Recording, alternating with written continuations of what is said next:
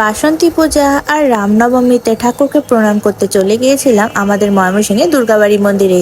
প্রণাম শেষে মন্দির ঘোরাঘুরি, সেই সাথে সেখানে মেলাও বসেছিল। সেখানে মেলা ঘুরে ঘুরে দেখলাম মেলাতে কি কি বসেছিল। মায়ের সন্ধ্যা আরতি দেখলাম। মন্দির ঘোরাঘুরি শেষে এরপর রাতের খাবার খাওয়ার জন্য কোথায় চলে গিয়েছিলাম, কি কি মজার মজার খাবার দাবার খেয়েছিলাম, তার সাথে আরো কি কি করলাম, সেই সবকিছুই তোমাদের সাথে আমার আজকের ভিডিওটিতে শেয়ার করব। হ্যালো সবাইকে, এটা আমার গত শুক্রবার মার্চের 27 তারিখের ভিডিও ছিল। সেই দিন আমাদের বাসন্তী পূজার নবমী ছিল, আর সেই সাথে ছিল রামনবমী। ঠাকুর প্রণাম করার জন্যই আমরা সন্ধ্যাবেলা এরপর চলে গিয়েছিলাম আমাদের ময়মনসিংহে দুর্গাবাড়ি মন্দিরে। সেখানে প্রতি বছরই বাসন্তী পূজা হয়ে থাকে। এইটা হচ্ছে দুর্গাবাড়ি মন্দিরের বাসন্তী প্রতিমা। আসলে দুর্গা মায়ের আরেকটি রূপ হচ্ছে বাসন্তী মা, তাই বাসন্তী ঠাকুরের প্রতিমা আর দুর্গা ঠাকুরের প্রতিমা একই রকম দেখতে হয়। সেখানে বাসন্তী মায়ের সাথে সুন্দর সুন্দর ভিডিও করে নিচ্ছিলাম, তার সাথে ছবিও তুলে নিচ্ছিলাম। দুর্গা পূজার মতোই বাসন্তী পূজা ষষ্ঠী থেকে দশমী পর্যন্ত হয়ে থাকে। আর আমার আজকের এই ভিডিওটা ছিল বাসন্তী পূজার নবমীর রাতে। যদিও বাসন্তী পূজার নবমীর রাত ছিল, তবে মানুষের কিন্তু ভালো পরিমাণে ভিড় ছিল।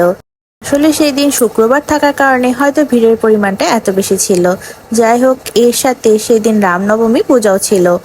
আমাদের ময়মনসিংহে দুর্গাবাড়ি মন্দিরে প্রতি বছরই রামের সুন্দর করে পূজা করা হয়ে থাকে। সেই বছরও করা হয়েছিল।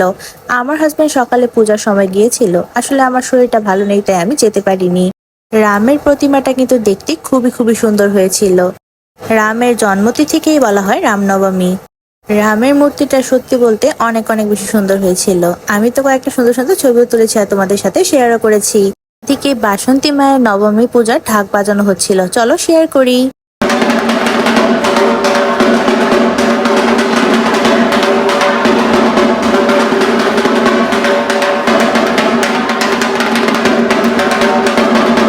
খুব সুন্দর করে ঢাক বাজানো হচ্ছিল, আর ঢাকের আওয়াজ শুনে মনটা একদম নেচে উঠছিল। আসলে আমাদের হিন্দু ধর্মাবলম্বীদের পূজার সময় ঢাক বাজলে মনটা এমনি আনন্দে ভরে ওঠে। আমার কাছে তো ঢাকের আওয়াজ অনেক অনেক বেশি ভালো লাগে। ময়মনসিংহে দুর্গাবাড়ি মন্দিরের ভিতরেই কিন্তু সুন্দর সুন্দর মেলা বসেছিল। এখানে অনেক অনেক জিনিসপত্র নিয়ে বসেছিল, পূজার সামগ্রী থেকে শুরু করে আরো অনেক অনেক জিনিসপত্র। একটু ঘুরে ঘুরে দেখছিলাম, যদিও আমার মেলা থেকে তেমন কিছু একটা কেনা হয়নি। আসলে অষ্টমী মেলায় ঘোরাঘুরি করার ইচ্ছা ছিল, তবে এই বছর আর যাওয়া হয়নি। প্রতি বছরই যাওয়া হয়ে থাকে আর কি। মাটির জিনিসপত্র তাই এখানে দেখা পাওয়া গেল না। অষ্টমী মেলার মধ্যে মূলত মাটির জিনিসপত্র নিয়ে বসে থাকে।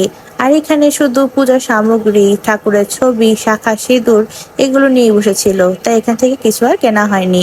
সেগুলো একটু ঘুরে ঘুরে দেখছিলাম আর ভিডিও করে ভাবলাম তোমাদের সাথে শেয়ার করা যাক। অষ্টমীর দিন হয়তো এখানে আরো অনেক অনেক জিনিসপত্র নিয়ে বসেছিল। তবে এখানে যে জিনিসপত্রগুলো ছিল সেখানে তেমন একটা দোকান না থাকার আরেকটা কারণ হচ্ছে সেদিন হঠাৎ করে অনেক পরিমাণে বৃষ্টি পড়েছিল। বৃষ্টি পড়ার কারণে হয়তো তেমন একটা দোকান নিয়ে বসেছিল না। এখানে কাসুন্ডি, ছাতু, তার সাথে একতারা, বাচ্চাদের খেলনা, ঘর সাজানো জিনিস নিয়ে বসেছিল। যদিও কোনো মাটির জিনিসের দেখা পাওয়া যায়নি, তবে এগুলোই ছিল আর এগুলোই ভিডিও করে তোমাদের সাথে একটু শেয়ার করলাম। সেখান থেকে এরপর আমরা চলে গিয়েছিলাম আমাদের ময়মনসিংহে দশভুজাবাড়ি মন্দিরে। ময়মনসিংহে দুর্গাবাড়ি মন্দিরের রাস্তার উল্টো দিকেই হচ্ছে দশভুজাবাড়ি মন্দির।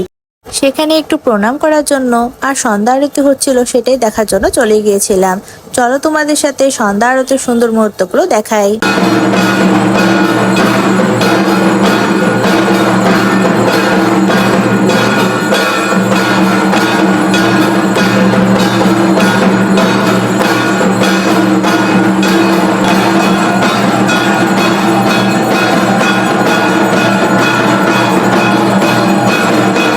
দশভুজাবাড়ি মন্দিরে খুব সুন্দর করে সন্ধ্যা আরতি হচ্ছিল, আর আওয়াজটা শুনতে কিন্তু সত্যি বলতে মন প্রাণ একদম জুড়িয়ে গিয়েছিল।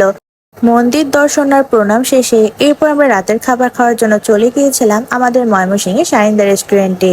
আসলে সেই দিন আমার হঠাৎ করে চিকেন ফ্রাই আর ফ্রাইড রাইস খেতে খুব বেশি ক্রেভিংস হচ্ছিল, সেটার জন্যই মেনলি চলে গিয়েছিলাম। এখান থেকে আমরা একটা 1:3 এগ ফ্রাইড রাইস আর চিকেন ফ্রাই নিয়েছিলাম। এগ ফ্রাইড রাইস আর চিকেন ফ্রাইয়ের কম্বিনেশনটা কিন্তু একদম পারফেক্ট, অনেক অনেক বেশি মজার। এই আইটেমগুলো থাকলে আর কিছুই লাগে না। আর খেতেও কিন্তু অনেক অনেক বেশি মজার ছিল। এগ ফ্রাইড রাইস আর চিকেন ফ্রাইগুলো আমি আর আমার হাজবেন্ড দুজনে মিলে শেয়ার করে খেয়েছিলাম। আমাদের দুজনের কাছেই অনেক অনেক বেশি ভালো লেগেছিল। মন্দির ঘোরাঘুরি শেষে খাওয়া দাওয়া করে এরপর বাসায় চলে এসেছিলাম। আর এরই সাথে খাওয়া দাওয়া করতে করতে আমার আজকের ব্লগটি তোমাদের সাথে এখানেই শেষ করছি। ভালো লাগলে কিন্তু অবশ্যই একটি লাইক করে দিবা সবাই। তোমাদের সাথে পরবর্তী নতুন নতুন ব্লগ নিয়ে আবার দেখা হচ্ছে। Thanks for watching, by.